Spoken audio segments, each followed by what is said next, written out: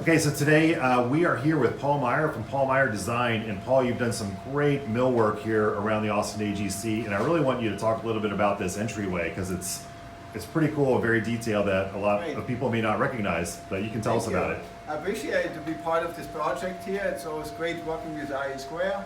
We've enjoyed being part of this project, and it's been fun. And I find this very unique because it has like a classic look of an architectural design, and it fits the building really nicely. It's this thing is it's white oak, it's solid wood, glued together, and the uprights, the paneling, we put them together with rods to kind of give it this open, gritty look, and I think it's going to fit the entryway really well.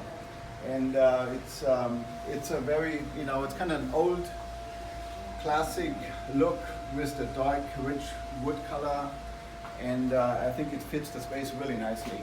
And one of the things we wanted to do, because if I come around here, you see the entryway, and then we have a classroom over here where the door is closed. Yeah.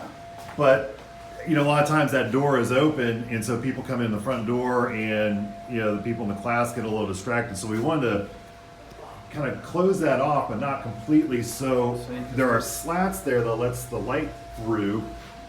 But anyway, so as I come in, like I'm going in through the door here, I'm not disturbing the class, and I can go, back to our kitchen, which will be back there, or to our offices, which will be around and upstairs. So. Yeah, well, we also filled in, I think there used to be a door over here. Yeah. And I think this fits really nicely. It's like a shelving that's half of it is on one side and half is on the other side. So Yeah. it fits the space really nicely, and it kind of covered up this door, and it looks like it has always been here.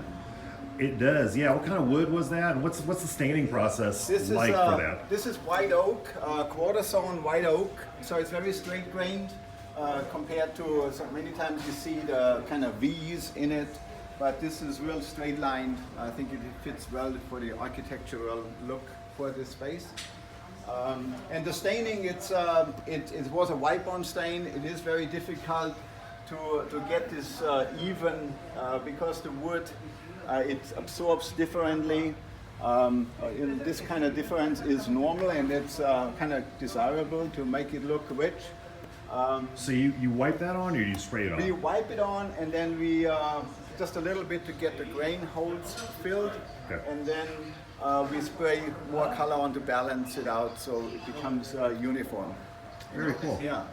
So And, you do a lot of commercial interior work and Yes. Some like residential We tenant stuff? no, it's all commercial tenant finish out work. Okay. We do a lot of office, just general offices, reception desks, entry paneling, copy rooms, and boardrooms, conference room tables at times. Over here we did the countertops as well. It's Let's go take a look at solid, those here. solid surface countertop, so it's very seamless. Many times with stone, you will have gaps in between there. This is all, it becomes seamless. It's glued together, and I think it works really nicely with this space here. And Yeah, this is the our- waterfall edge at the end of it. Okay. It makes it. Call that a waterfall edge? Yes. Yeah. Oh yeah.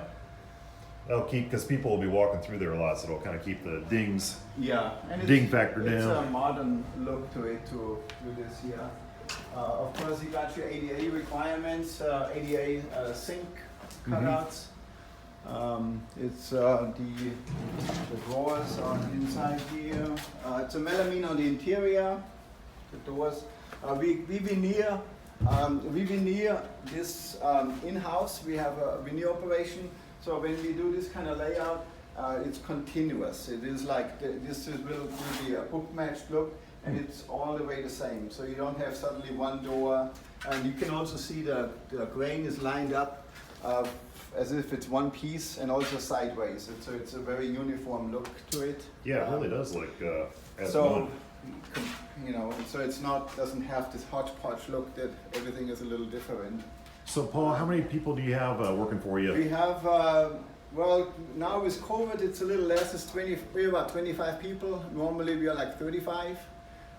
We do a lot of projects at the same time. There's possibly 10 jobs going on at the same time. And where do your folks come from? If somebody wanted to get into millwork and countertops, what do you Millwork, recommend? Well, they can always come and put an application in. We do training. We have I have some employees that we've trained from the beginning on. I have a few of them that've been with us for over 10 years. And especially the person that veneer, this is the veneering actually. And again, this is just thin veneer, and we cut it and then glue it together and then press it on the substrate. I think this was plywood substrate. This person, he did not know anything about woodwork when he started, and now he operates almost every machine at my shop. And wow. So it's been a good growing job opportunity for him, and it's of course compensation went up over time as he learned more and more, and I think it's definitely an opportunity for somebody to have a successful career. That's the great thing about construction, because here's somebody who didn't know anything and you've trained them, and what a great career path for them. Especially during COVID, construction has still been going on, so they're still working. Let me ask you one last question, Paul. You started this company in 1985 here in Austin, right? So how did you start doing that? How'd you get involved? Yeah, I had a woodwork training in Germany. It was like I worked at a place, and one day a week we went to school and got a technical background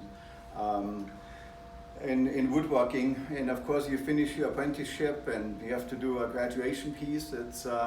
And I wish we would have that more in this country.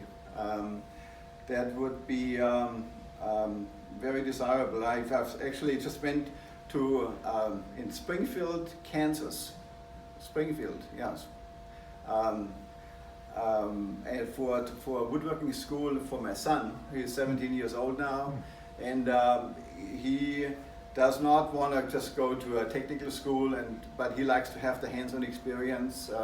That school they have every machine that's out there, and they can learn that as well as do his general education as well. And I think I hope and I wish there would be more schools like that they have technical training in woodworking. I mean, I understand air conditioning, plumbing, electric. They have that, but woodworking, not so much. And it helped my career a lot, and I wish we would have more here. Yeah, what a great story. Thank you. I do see more people wanting to learn how to do hands-on work. And you mentioned plumbing, electrical, mechanical. You do see more of that in schools, in high schools these days, maybe not as formal as your program in Germany, but woodworking, man, what a great finishing touch for any project. So thank you very much for everything today. I'm very glad to be part of it. So. Yeah, thanks for spending time with us today. Sure. Alrighty. Nice.